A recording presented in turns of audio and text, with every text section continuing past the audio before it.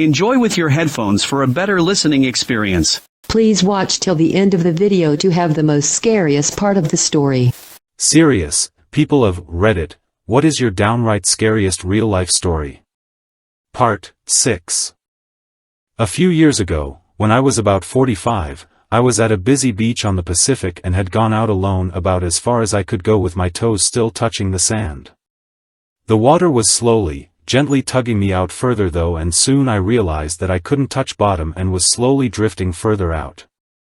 I was comfortably floating, but I knew it was too strong for me to swim against. I was looking back at the beach, at the people playing in the water and on the shore, and I was just calmly thinking, I guess this is how I'll go out. I started wondering how long I'd survive floating on the sea, how long until I could no longer see the shoreline. It was just an unafraid, curious series of calm thoughts. Then I saw a young kid halfway to the shore looking at me, and I realized it probably looked weird that I was just calmly floating out to sea. Then I figured that if I died it would probably haunt that kid forever. So I waved and called to him for help, and he screamed for the lifeguard, who swam out and got me. What scared me is that when it looked like I might die, I just had this calm acceptance. I could have screamed out to anyone in earshot to prevent tragedy, but I wasn't. I was just letting myself drift away. I haven't had suicidal ideations since junior high school, so it's not that I was trying to kill myself here. But when I hear about people who have overcome disease or trauma because they had a strong will to live, I think about this experience and just conclude that maybe I don't. One day my mom's brother attacked her with a ball-peen hammer, leaving her hospitalized. Myself, my now husband, and our 18-month-old, my two brothers, one's fiancé and 10-month-old, and my dad were visiting my mom. Everyone wanted to leave except my dad. My husband and I decided to take him home later and stay the night. My one brother, his fiancé, and my niece were already home. My parents had just put a new place on the family property, so we're still moving in and settling. We would have to sleep on the floor. My husband's back started hurting, so we decided to go home and come back the next day. At 5:30 a.m. my mom calls me from her hospital room, hysterical and crying, to tell me my brother is dead. My uncle came to their home, started a fire on the back door. He then waited for my dad, brother, his fiancé, and my niece to leave out the front. My brother was the first out. My uncle shot at them 5 times, striking my brother 3 times. Had my husband's back not hurt him that night, we would have stayed the night. Who knows what would have happened? My uncle's intent was to kill everyone that left the house. His words to law enforcement. I'm glad I was not conscious for this, but I essentially survived a 500-foot fall after being towed unconscious from a C-140 airplane when I was in the Army. I was a paratrooper just coming back onto jump status after a shoulder injury. On my first jump after the airborne refresher course, in my squad improperly hands his static line that goes from his parachute to the jump master at the door and jumps out. The result of this is when I jumped out, my static line got hung up on his and I slammed against the side of the bird when it prevented my parachute from separating from it. It knocked me out cold and I was just there being towed.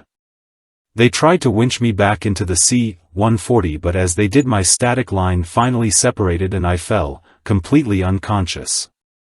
From others' accounts, I apparently landed on top of several other inflated parachutes on my way down and it slowed my fall.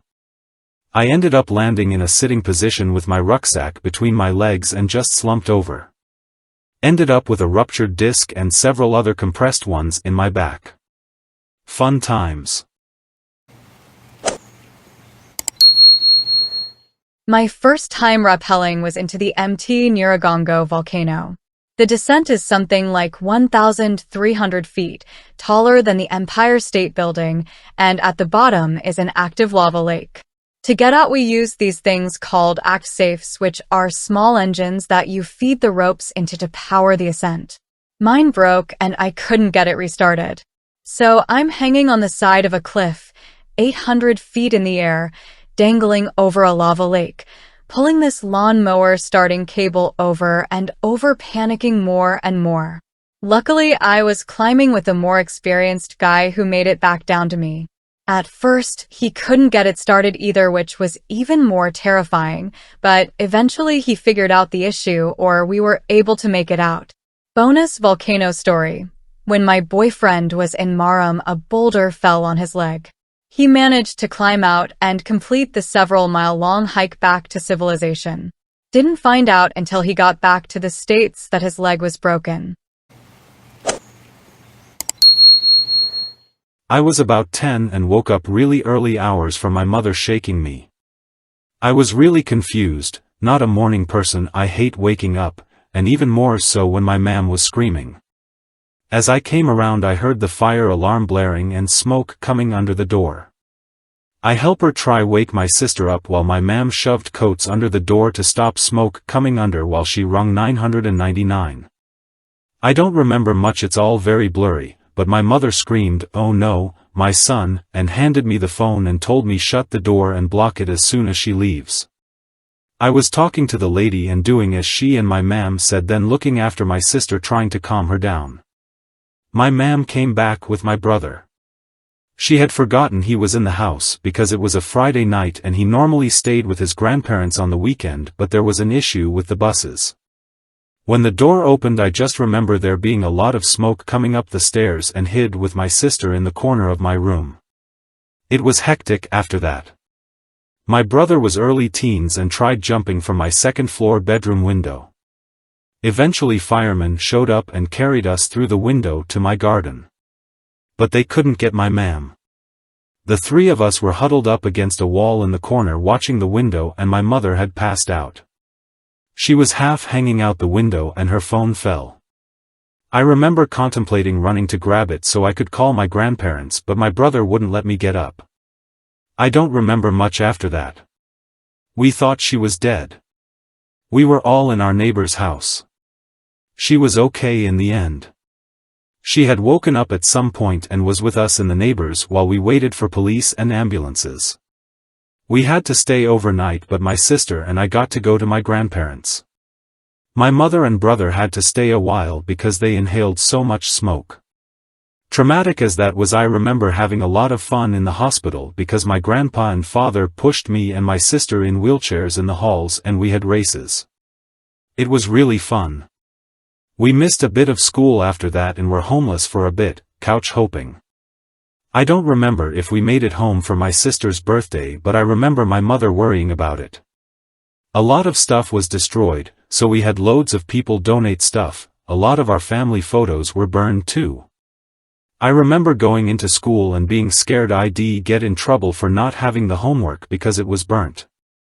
I found out later they suspected my brother of trying to murder us. Some big detective from the city came out, but he couldn't make anything stick and eventually tried pining it on my sister and me. Turns out someone had put gasoline through our letterbox and lit a match or something, which is why they suspected it was someone in the house. It wasn't, and they never caught the guy, but somehow they told us the person got the wrong address. I don't think anything scarier has happened to me. Anyway, now I can't watch certain thing and have a small fear of smoke because it make me think about that night and how I was so close to being burned alive. Here is one article I found about it so you know I am not lying. I had a temporary roommate. She was in an arranged marriage that did not at all go well. She was at a very low point in her life, and at some point she wrote her family that she was going away for a while. That was the last text her family had from her, so obviously they were very concerned about whether or not that meant she wanted to commit suicide. Now, I wasn't that close with her. We lived together but lived very separate lives. I never knew where she was if she wasn't home, and at some point I stopped asking because she didn't really seem interested in sharing about her life. Fair enough. One night, like 2 a.m., I hear a banging on the door. But first I thought it was a dream, and didn't think much of it. Then a few minutes later I hear a thump coming from the kitchen. Now I'm wide awake. I'm shaking, scared and naked as I sleep naked. I quickly put on clothes and with the thinnest voice I have ever heard coming from my own mouth say, "That's there? It's the police, please come out." I was thinking, no way, that's the police. Someone has broken into the apartment and is trying to trick me to open my door to my room by saying it's the police. Out of complete shock and terror I say with the same pathetic voice, "No, you need to leave now. No, you need to come out. Is your name my roommate's name? Hang on, I'm just letting my partner in." "The hell you're not." I open my door and in front of me stand this huge guy. In full police outfit and everything. He shows me his badge and I finally understand that it is in fact the police. This huge guy had climbed through a very small open window in the kitchen because he was afraid my roommate was in a very bad condition inside. She wasn't there and hadn't been for a few days.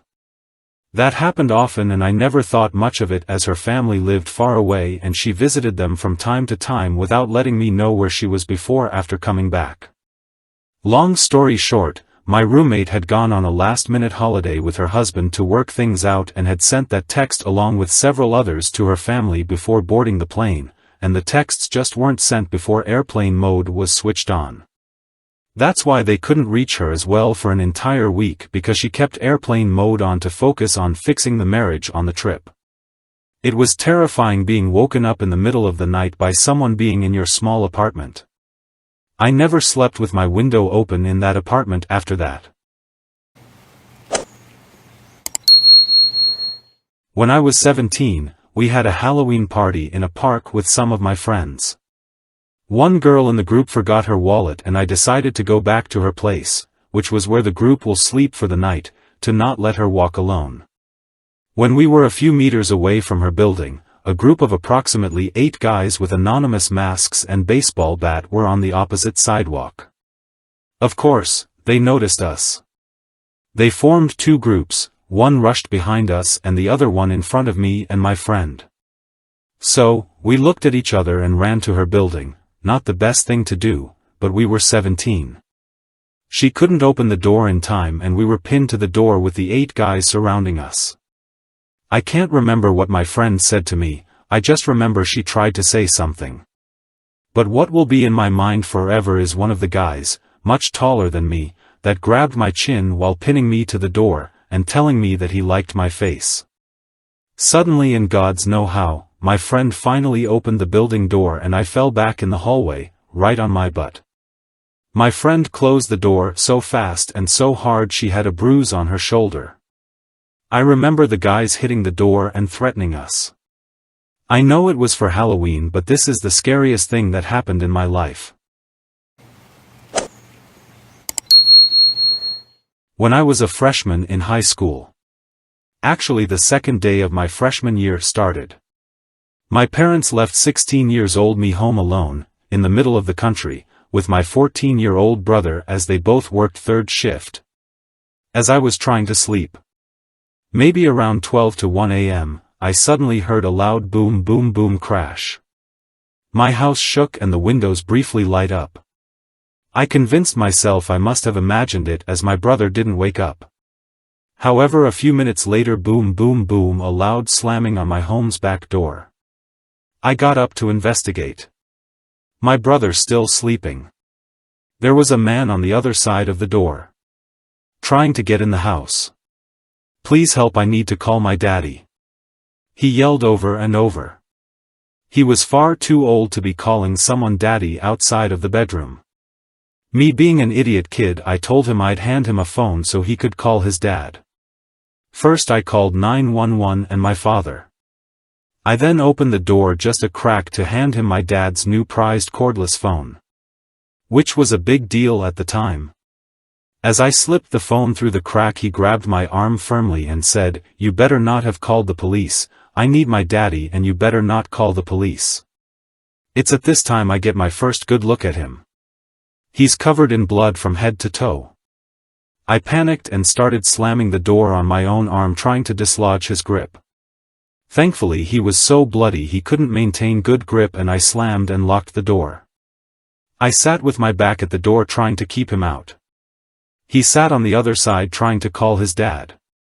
But he couldn't figure out the phone.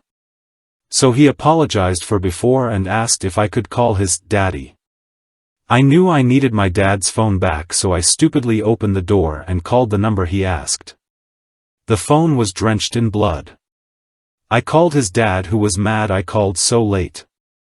I told him his son was in an accident and he demanded to speak to his son. I hand the phone back and get back to blocking the door. I can hear the conversation. "Daddy, it happened again, Daddy. I'm sorry, Daddy, you got to get her now, Daddy. It happened again."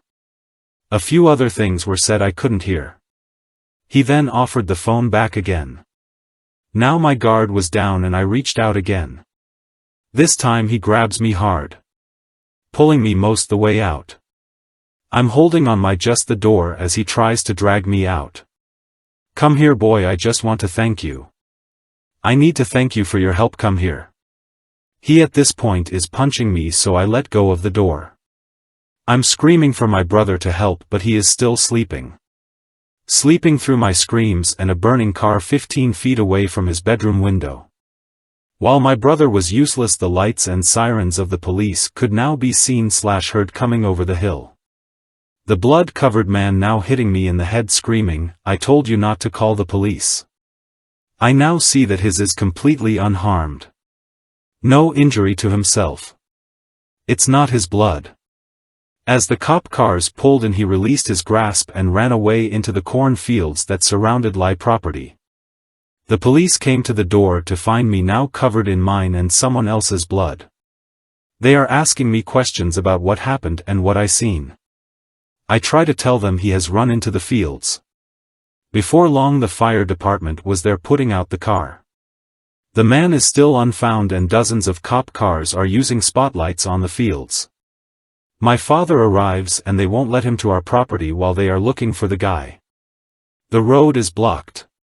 My dad then gets in his big truck and blows past the roadblock into the cornfield and drives towards our house.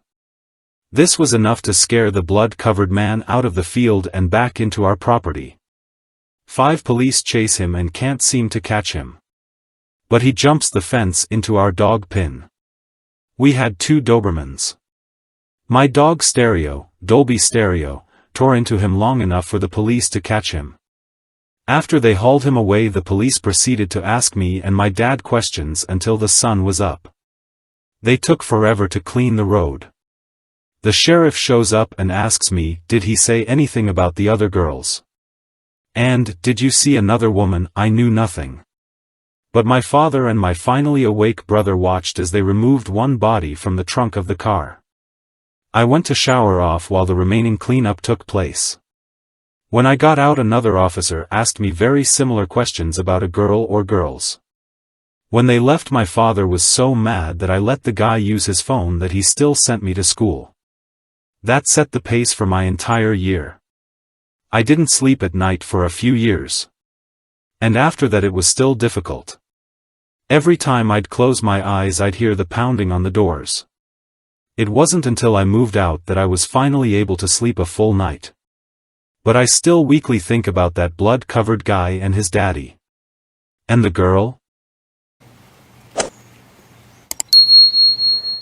When I was 17, I woke up one morning 90% blind. I had cataracts so dense I could only see light, couldn't read at all. I'd been diagnosed with type 1 diabetes 6 months before, and turns out, when your average blood sugar goes from 500 to 100, that wreaks havoc on your eyeballs. The pediatric ophthalmologist said he'd only seen it once before, and he was in his 50s. Medical students and residents all studied Mr. Eyeballs while I sat there, terrified. They didn't know if my retinas were bad either, because the cataracts were that bad and they couldn't see past them. Surgery might help. I lived for 2 weeks being dependent on others for everything. At 17 this wasn't fun. We went to see a Star Wars movie. Of course it wasn't fun for me since I couldn't see it. On surgery day I went to sleep and prayed that my life could be worth living again. When I woke up, one eye was patched, the other was still white from cataracts. The next day they took the patch off and I could see again and I bawled like a baby. 2 weeks later the other eye was done and I could see again. I am so grateful for sight, and don't take it for granted anymore. Also, take care of your diabetes so you stay healthy. That was 23 years ago. I know life would have been so different if it hadn't worked.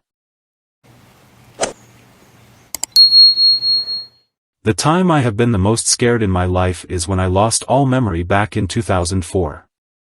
For context, I was 19 at the time. I was with friends in a minivan on a frozen lake and the side doors were opened. I was standing through the open door with a hand on the door frame as we were driving on the ice around 40 to 50 kilometers per hour. As 19-year-old guys do, my friend thought it would be really funny to pretend to punch me in the balls. I remember trying to evade a few of his punches by moving my hip side to side, and also trying to kick his arm out of the way. Then the next moment we were back on land, everyone was looking at me weird and I had absolutely no idea of anything. I'll explain.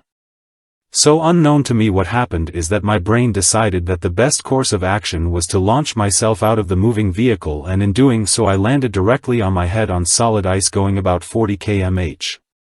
They turned the van around and got to me and I was snoring. At first they thought I was faking, but I wouldn't wake up until someone threw snow in my face and slapped me a few times. When I first regained consciousness I was already crying, walking backwards and scared because all these strangers were in a circle around me with concerned looks.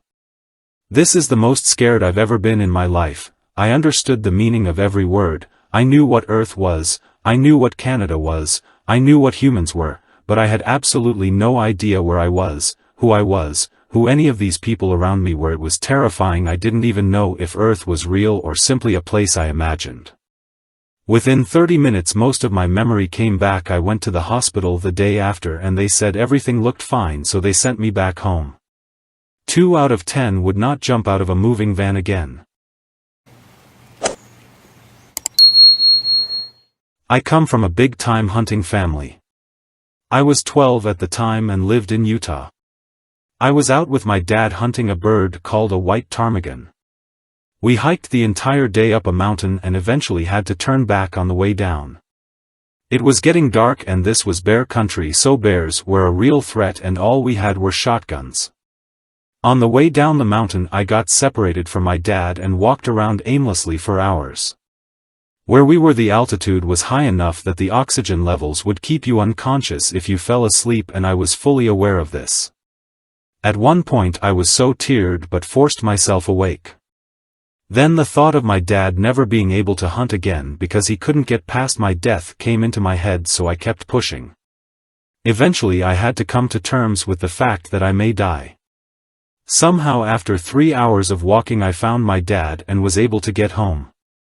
I will never forget the bone-chilling feeling of having to accept I may genuinely die. I have a super rare genetic condition, Alport syndrome, which my little sister also has. Throughout my childhood I had to take pills and visit the doctor regularly, but did not understand why.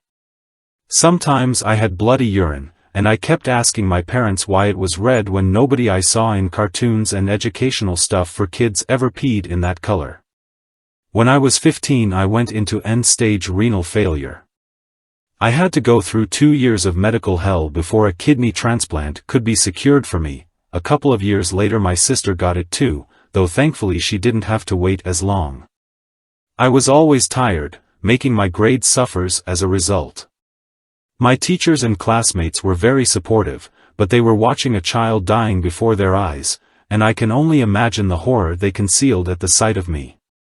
My family had a dialysis machine in my bedroom that I had to use every night, and I was too dumb to leave my catheter port in my stomach alone, giving me an infection that required hospitalization and nearly killed me. Just before I got the transplant on the 4th of July, I remember lying on a stretcher and saying, "I love you," to my mom, wondering if that was the last thing I'd ever say. I've recovered, but the disease makes you hard of hearing, so I have hearing aids and am functionally deaf without them in. As a 31-year-old I am almost completely desensitized to medical checkups. Unless I'm in pain I don't care if the doctors see me naked or clothed, and every time I go, I need to rattle off the list of meds I take, about 10. That's not even the worst part. AL ports often results in male stillbirths or just affects them worse than girls, and before me, my parents had a miscarriage. We don't know if it would have been a boy or not, but if it was, the disease killed a brother my sister and I never got to meet. When I was about 7 I had an imaginary friend called Pop. I remember talking to him in the corner of the garden in my old family home. He has brown as gray hair and green eyes. He was my main friend up until my teenage years, then he disappeared. I didn't take much notice of his disappearance and slowly forgot about him until 4 years ago when I heard my daughter talking to someone through the doggy cams we have set up to monitor our dogs when we aren't home. As I get closer, the other person's voice sounded so familiar. Once I got to her I asked who she was talking to. She replies in a cheery tone, "My friend," so I ask who her friend is and she replies with Pop. Memories come flooding back and I get a shiver down my spine. I walk out of the room back to mine and call my mother. "Hi honey, how are you?" I hear my mum say. At this point I'm lost for words and still processing things, replying to her in a panicky manner. "Do you remember by any chance?" She goes silent. Pop dear. "Where'd you get that name from?" "Abby, my daughter, said that's her friend in the doggy cam's name." "Hon, get Abby and get in your car and call the police now." She hangs up on me suddenly, causing me to panic more. I rush to Abby, who is still talking to the doggy cams happily. I stop just before the living room when I hear that Pop's voice had changed subtlety. I didn't know how to get Abby away without sounding suspicious, so I simply asked her if she wanted to go shopping. Of course she said yes, and we left our home and headed to my mother's. Turns out Pop was my mother's old boyfriend from before I was born, who stalked her for years on end and actually killed her brother to get back at her for leaving him. So basically my whole life I was talking to my mother's psychotic stalker. When I was 10 I was out riding my bike in our neighborhood. This was a pretty big place with about 600 houses. It was summer and I was going to take a short cut through the school grounds. When I started riding into the parking lot a car followed me. The guy got up to the entrance of the school before I did, got out and started walking towards the door. When I got up to that area he came towards me and said he was a janitor and was going to go in, and asked if I wanted to. Being a stupid 10-year I thought it would be pretty cool to roam the hallways of my empty school. All of a sudden the guy was closer to me when I thought, this is strange, why would a janitor be going in an empty school? I told him I better not and that I was going to meet some friends. I took off on my bike just as he grabbed my shirt. Luckily he didn't have a good grip and I was gone. He followed me until I found a bunch of kids from my neighborhood playing and some parents just hanging out. I dropped my bike and just mingled in. The guy just drove on past. Looking back almost 40 years later I was very lucky and could have easily disappeared. When I was in primary school, my best friend was this semi-tall Russian girl. Calling her Macy. Even though I had other friends in school, it was mostly me and her. We were the same age, but she looked more like an older sister, and I, an only and lonely child, saw her as one. Basically, I trusted her with my life.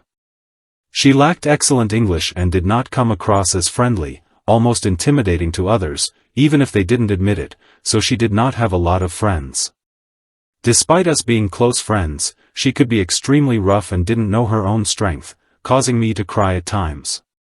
When I was crying, she would not comfort me, but just stare at me with an, "Are you done yet?" expression, and sometimes even continue while I was begging her to stop.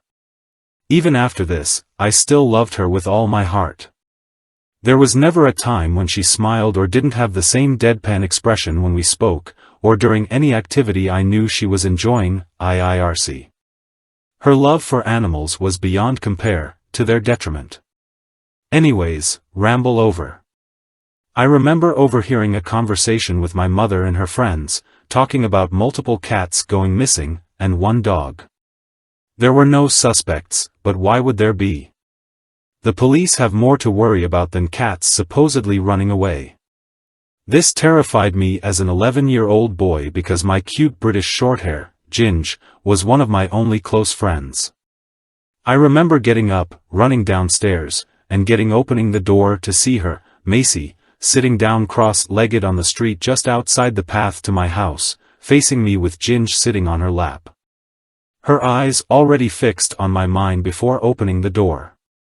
We get into a dialogue about cats, how long she was there, etc.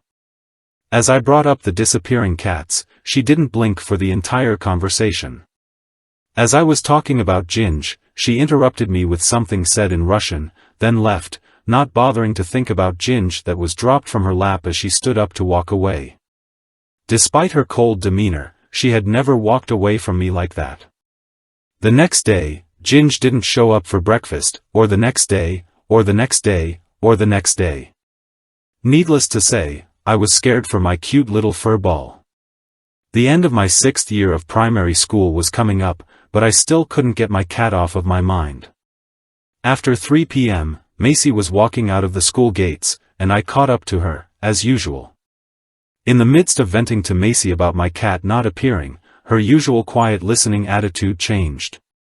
She suddenly stopped walking and jolted her head in the direction of mine, moving so uncomfortably close to me that I could feel her breathing on the skin of my face. She simply told me to follow her, as I was already doing, but this time she was acting more sketchy and walking faster. She led me to her house, which was a few blocks away from mine, so I still felt comfortable with her. She led me to a set of doors on the floor behind her house, her basement. Now, this is where I asked what that putrid smell that was protruding from the basement doors, and she just stared at me, again, but this time said nothing. Macy beckoned me over with her finger, unlocked the basement and opened it. As she opened up the doors, the smell of death hit me like a truck, and blinded me for what was about 15 seconds.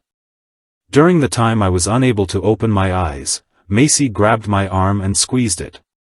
My memory is hazy during this time, so I am unable to describe accurately what I saw. My memory tells me I saw about a dozen animals, familiar pets, and ones that I've seen and touched before, in a scrawny, rotting state. I cannot begin to describe the feeling of seeing things you've seen and touched dead, rotting, some even decapitated, IRC. I threw up, with Macy still gripping onto me, and now leading me down the basement. It took me a while to start moving on my own, and when I did start moving, my first instinct was to cry and run away, which I soon realized I could not do. Macy, still gripping onto me tight and leading me down into the dark basement, me trying to run, opening my mouth to scream and cry but nothing coming out. I was ready to start fighting until a raspy, sad meow coming from the darkness left me silent. I remember becoming paralyzed with fear once again when Macy screamed something in Russian to the direction of the meow, tossing me aside onto something metal, and then stomping forward. I remember her picking that cat up, and shaking it around, still screaming at it. I eventually regained control of my body, but seeing that cat being treated so badly, not wanting something bad to happen to it, I lost control of my body again, and ran towards Macy. Despite the gory scene around me, I think my rage overpowered my fear. I can't remember how I attacked her, but I took the weak, dying cat from her hands and ran as fast as I could to doors of the basement, my heart beating out of my chest. As light hit me, noise of fear and sadness finally came out as I noticed the cat was my Ginge, its silhouette unrecognizable from the days of unattendance. As soon as I got out of the basement, I ran home with Ginge still in my arms, not looking back in fear of seeing Macy sprint towards me. It took me a while, but I finally made it home. I remember the door open, but I can't remember anything that happened after that. The entire rest of that day was completely blanked out of my mind. I've recovered from that day, but I now have extreme trust issues. Reading this back, it sounds unbelievable that someone could get away with this, but I never told anyone, as I told my mother that Ginge was trapped, but I didn't specify. I was too scared, and I didn't want to see her again. Ginge recovered from whatever abuse he suffered, but he wasn't the same cat again. If you have any questions, please ask them. Again, this story is very broken and hazy, I'm sorry. I just needed to get this story out there. I had a lot of creepy experiences happen to me when I would walk to school, but there are two that still shake me. These happened at the ages of 11. Yes, 11, and in school uniform too. The first one happened while I was walking through the park and there was a woman with a pram, stroller, a bit behind me. I had earphones in so I couldn't hear anything, and I was walking by the woods on this path.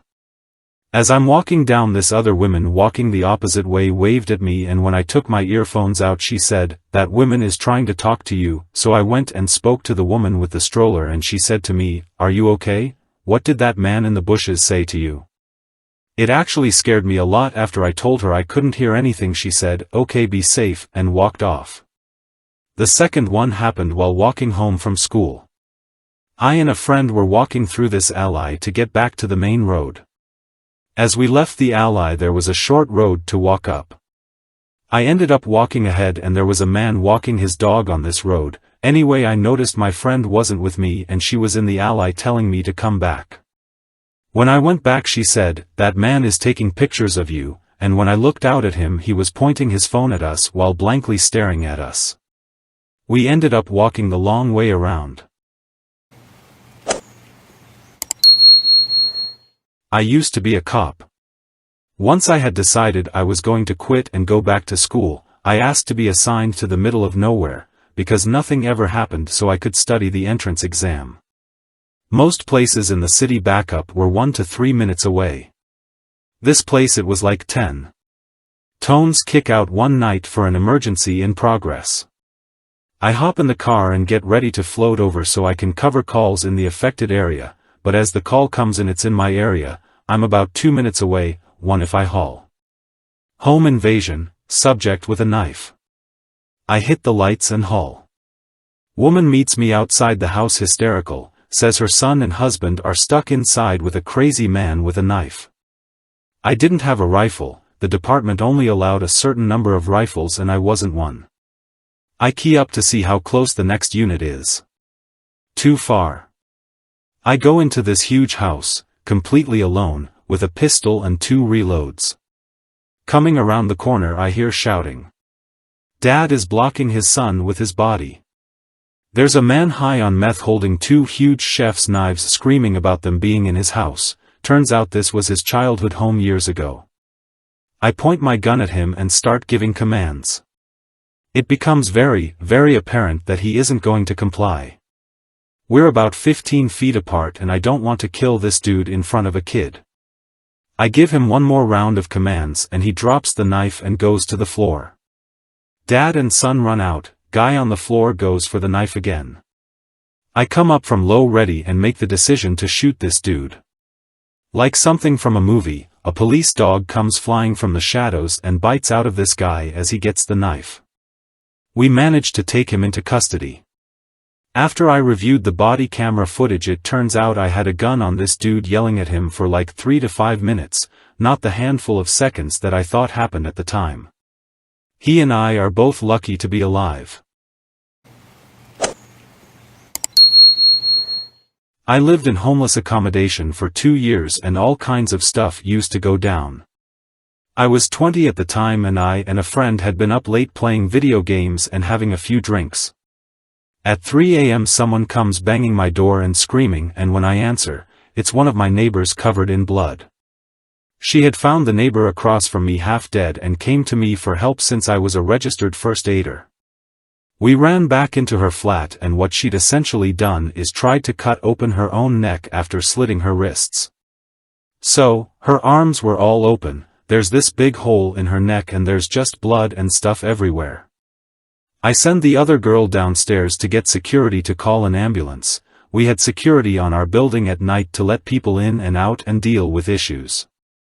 While she was gone, I grabbed some blankets and scarves from my flat and started to bandage up her wounds. The other girl came back and we just did our best to keep her together until the ambulance came.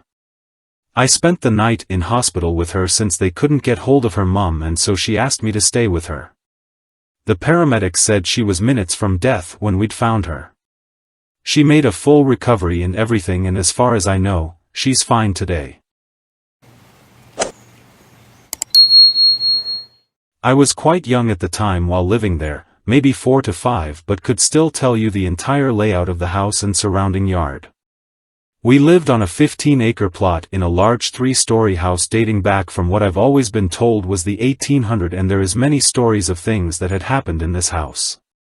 To start, we had 2 dogs at the time, Emma a black Doberman and Dusty a retriever, and on multiple occasions you would hear claws scratching at the door and would look up to see 2 dogs at the door, but then realize Emma and Dusty were sitting next to you. On multiple occasions when alone I would see a little boy in a tuxedo walking around, and occasionally in the mirror. This house, being the favorite I lived in, was creepy. There was a tunnel in the basement that when dared to step into, you could hear the wind, and it was pitching black.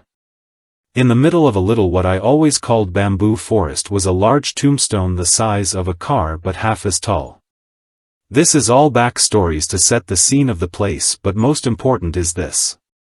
I'm a bastard child, and nowadays, after my fiancée and partner of 9 years left, I don't talk to anyone in my family anymore besides her parents.